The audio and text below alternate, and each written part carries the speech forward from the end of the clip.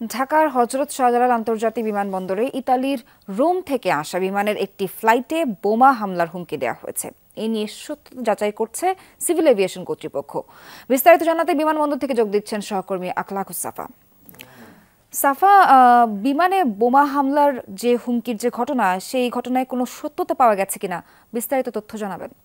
সোহার, Boeing 787 Bangladesh বিমানের BG356 এই ফ্লাইটটি গতকাল রাত ঠিক 8টার দিকে যে রোমের যে বিমানবন্দর থেকে ছেড়ে আসে এবং আসার পর যেটি আমরা জানতে পেরেছি সেটি হচ্ছে ঠিক ভোর 5টা নাগাদ একটি বম থ্রেট সেখানে দেওয়া হয় যে কোনো একজন যাত্রী তিনি বোম ক্যারি করছেন, এরকম একটি মেসেজ আসে। ভিটামিন ও ফাইবার সমৃদ্ধ ফ্রেশ আটা ময়দা সুজি আপনাকে দিবে সুস্বাস্থ্যের নিশ্চয়তা। ফ্রেশ আটা ময়দা সুজি। সেই মেসেজ আসার পর সকাল ঠিক 9টার দিকে, 9টা সাড়ে 9টা নাগাদ মূলত এই বিমানটি জরুরি অবতরণ করে এবং জরুরি অবতরণের পর 250 জন যাত্রী ছিলেন।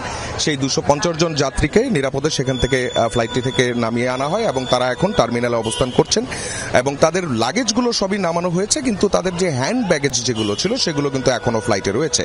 ফ্লাইটটির সবশেষ যে অবস্থা সেটি হচ্ছে সেই বিমানটিকে চতুর্দিকে ঘিরে রাখা হয়েছে এবং সকাল 10:30 নাগাদ বোম ডিসপোজাল ইউনিট সেখানে যায় এবং ফ্লাইটটির ভিতরে প্রবেশ করে ফ্লাইটের সিট কভার এবং যে টয়লেট আছে সেখান থেকেও কিন্তু তারা তল্লাশি চালিয়েছে। এখন পর্যন্ত কিন্তু বোম বা বোম সদৃশ কোনো বস্তু সেখান থেকে উদ্ধারের খবর আমরা পাইনি। তবে বিমানবন্দরের যিনি পরিচালক গ্রুপ ক্যাপ্টেন কামরুল ইসলাম, তার সঙ্গে আমার কথা হচ্ছিল, তিনি যেটি বলেছেন যে পুরোটাই নিরাপদ অবস্থায় রাখা হয়েছে এবং এই ঘটনাকে কেন্দ্র করে কোনো ধরনের ফ্লাইট ডিলে হওয়া অথবা এটিসি ক্লিয়ারেন্সে কোনো ধরনের সমস্যা হওয়া, এই সমস্যাগুলো কিন্তু কোনোভাবেই দেখা যায়নি। তবে বিমানবন্দরে কিন্তু নিরাপত্তা ব্যবস্থা আরো জোরদার করা হয়েছে, বিশেষ করে এন্ট্রি পয়েন্ট যেগুলো আছে সেগুলোতে কিন্তু তল্লাশি বাড়ানো হয়েছে। যাত্রীরা যারা এখন অবস্থান করছেন তাদের এখনো ইমিগ্রেশন শেষ হয়নি।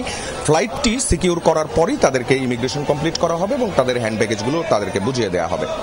সোহার, সাফা, অনেক অনেক ধন্যবাদ আপনাকে।